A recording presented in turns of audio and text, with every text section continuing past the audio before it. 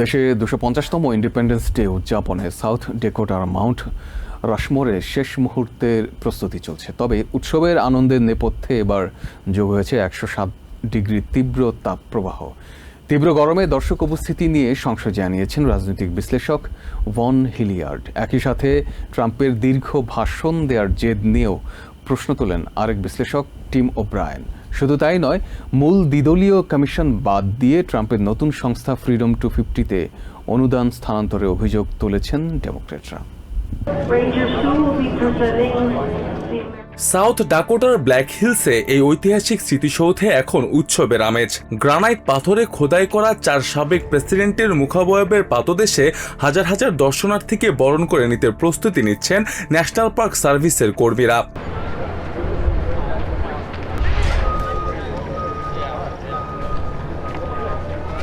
White হাউসের বিশেষ টাস্কফোর্সের অধীনে পাবলিক প্রাইভেট পার্টনারশিপে এই জমকালো উৎসবের আয়োজন করছে ফ্রিডম 250।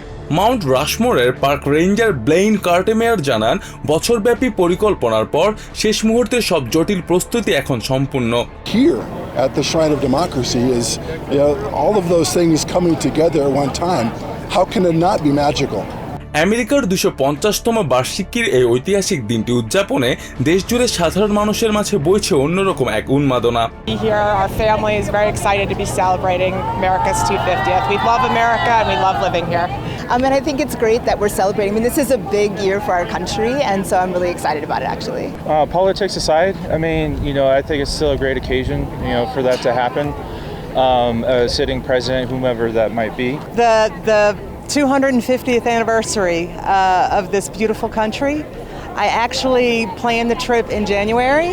তবে তীব্র গরম, কড়া নিরাপত্তা আর প্রেসিডেন্ট ট্রাম্পের দেরিতে ভাষণ দেওয়ার সূচির কারণে মাউন্ট রাশমোরের অনুষ্ঠানে দর্শক উপস্থিতি নিয়ে হোয়াইট হাউস চিন্তিত বলে জানান বিশ্লেষক ভন হিলিয়ার্ড।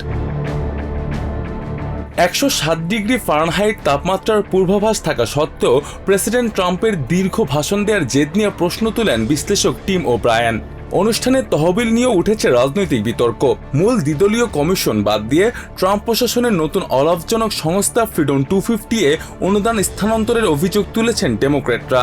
এদিকে উৎসবের চত্বরগুলো প্রত্যাশার চেয়ে ফাঁকা থাকায় হতাশা প্রকাশ করেন নর্থ ক্যারোলিনার সাবেক রিপাবলিকান গভর্নর প্যাট ম্যাককরই।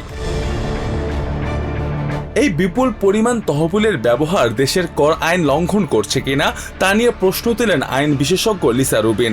উৎসবের লম্বা ছুটিতে সড়ক ও আকাশপথে এবার 7.2 মিলিয়ন মানুষের ভ্রমণের পূর্বাভাস দিয়েছে ট্রিপলে। বিমানবন্দরে উপচে পড়া ভিড়ে ভোগান্তি এড়াতে যাত্রীদের কিছুটা বাড়তি সময় হাতে রাখার পরামর্শ দেন ভ্রমণ বিশেষজ্ঞ ক্লিন্ট হেন্ডারসন। একই সাথে যারা দূরপাল্লার যাত্রায় গাড়ি নিয়ে নামছেন তাদের জন্য জ্বালানি খরচ ও লাইনের ভোগান্তি কমানোর কিছু উপায়ও বলেন এই বিশেষজ্ঞ। নিরাপত্তা বিশ্লেষক নিকোল স্ক্যাঙ্গা জানান, এইবারই প্রথম 4 জুলাইয়ের এই উদযাপনকে জাতীয় বিশেষ নিরাপত্তা অনুষ্ঠান হিসেবে ঘোষণা করা হয়েছে। তিনি আরও জানান, নিরাপত্তা নিশ্চিত করতে ওয়াশিংটনে 5000 ন্যাশনাল গার্ড সেনাসহ মোতায়েন রয়েছে বিপুল সংখ্যক আইনশৃঙ্খলা রক্ষাকারী বাহিনী। জারি করা হয়েছে বিশেষ ট্রাফিক ও আবহাওয়াজনিত নির্দেশনাও। Mostafa Ashequen Abid, TVN 24 news desk.